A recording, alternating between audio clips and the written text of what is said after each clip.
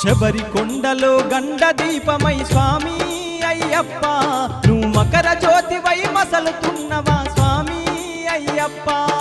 శబరి కొండలో గండ దీపమై స్వామి అయ్యప్ప